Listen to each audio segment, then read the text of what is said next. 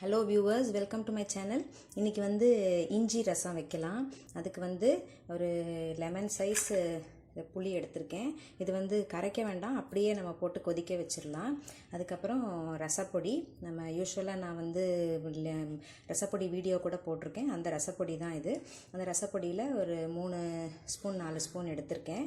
அப்புறம் அதுக்கு தேவையான அளவு உப்பு, அப்புறம் இஞ்சி ஒரு இந்த சைஸு இஞ்சி எடுத்திருக்கேன். தோல் சீவி அலம்பி எடுத்து வச்சுருக்கேன். ஒரு தக்காளி பொடியாக கட் பண்ணி வச்சுருக்கேன். கொத்தமல்லி கட் பண்ணி வச்சுருக்கேன். அலசிட்டு கட் பண்ணி வச்சுருக்கேன். இப்போ இந்த புளியை வந்து அப்படியே தண்ணியில் போட்டு கொதிக்க விட்டுடலாம்.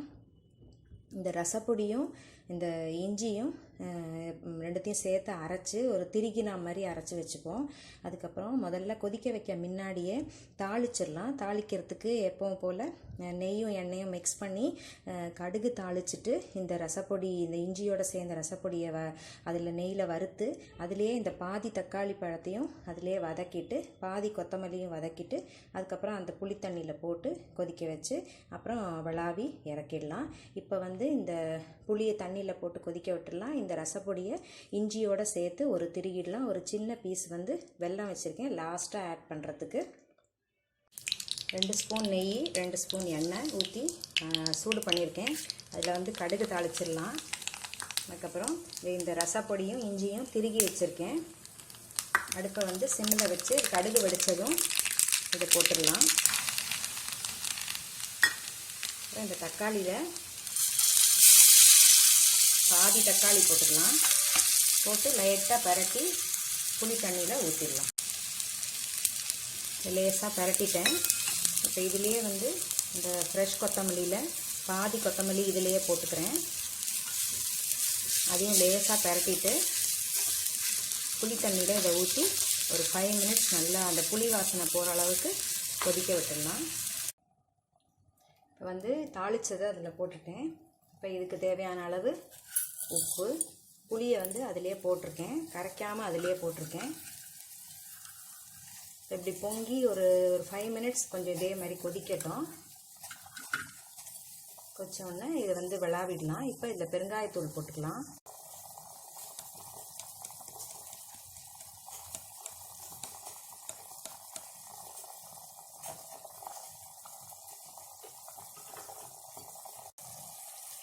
ஒரு 5 மினிட்ஸ் நல்லா கொதிச்சு போச்சு. இப்போ இதை விளாவிடலாம்.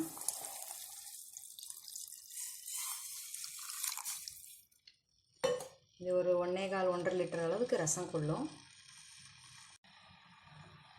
இது இப்போ கொதித்து கொஞ்சம் பொங்கி வர ஸ்டேஜில், இந்த ஸ்டேஜில் வந்து இந்த மீதி இருக்கிற தக்காளி பழத்தை போட்டுக்கலாம். முதல்ல போட்டது வந்து வதக்கி போட்டுட்டோம், அது வந்து சாஃப்டாக ஆயிருக்கும். இது வந்து ஃபைனலாக போடுறதுனால கொஞ்சம் இந்த இருக்கிற சூடில் அது வந்து நல்லா வெந்து போயிடும். அதனால தான் ஃபைனலாக போட்டுக்கிறது இந்த தக்காளி பாதியை. இறக்கி வச்சுட்டு அதுக்கப்புறம் பொடியாக நறுக்கின கருவேப்பிலை கொத்தமல்லி போட்டுக்கலாம். லைட்டாக ஒரு பொங்கி வரும்போது இந்த வெல்லம் சின்ன பீஸு அதில் போட்டுக்கலாம். ரசம் ஒரு கொதி வந்ததும் இறக்கிட்டேன். நல்ல வாசனை சூப்பராக, அந்த இஞ்சி வாசனையோட ரொம்ப நல்லா இருக்குது ரசம். இப்போ வந்து இந்த ஃப்ரெஷ்ஷாக கொத்தமல்லி கருவேப்பிலை மேலே தூவிக்கலாம். அப்புறம் இந்த சின்ன துண்டு வெல்லம் இப்போ ஆட் பண்ணிடலாம். போட்டுட்டு இதை கொஞ்சம் மூடி வச்சிட்டோன்னா இதோட ஃபுல்லாக அந்த கருவேப்பிலை கொத்தமல்லியோட எசன்ஸ் ஃபுல்லாக அது ஃப்ளேவர் உள்ளே இறங்கும். அதே மாதிரி அந்த வெல்லம் கரைஞ்சி அதோட காரம் எதாவது இருந்தால் கூட அதை பேலன்ஸ் பண்ணி கரெக்டான டேஸ்ட்டு கொடுக்கும். இது இந்த மாதிரி ரசம் வந்து நல்ல கோல்டு, இருமல் அதிகமாக இருந்து அந்த மாதிரி இருந்ததுன்னா இந்த மாதிரி ரசம் செஞ்சு சாப்பிட்டோன்னா நல்ல ரிலீஃப் கிடைக்கும். நான் வந்து வீட்டில் இப்படி தான், இதை மாதிரி தான் நான் வந்து ரசத்தில் தான் விதவிதமாக செஞ்சு ஒரு மருந்து மாதிரி யூஸ் பண்ணிக்கிறது. மருந்து மாத்திரையெல்லாம் எதுவுமே யூஸ் பண்ணுறது இல்லை வீட்டில். இந்த மாதிரி ரசத்துலேயே நம்மளோட உடம்பை வந்து இந்த மாதிரி சின்ன சின்ன எயில்மெண்ட்ஸு, இந்த சீசனல் கோல்டு, இந்த மாதிரி பனி சீசனில் வர பிரச்சனைகள் இதெல்லாமே இந்த மாதிரி ரசத்துலேயே சரி பண்ணிக்கலாம். இதை மாதிரியும் ரசம் செஞ்சு ட்ரை பண்ணி பாருங்கள். பிடிச்சதுன்னா உங்கள் கமெண்ட்ஸை கொடுங்க.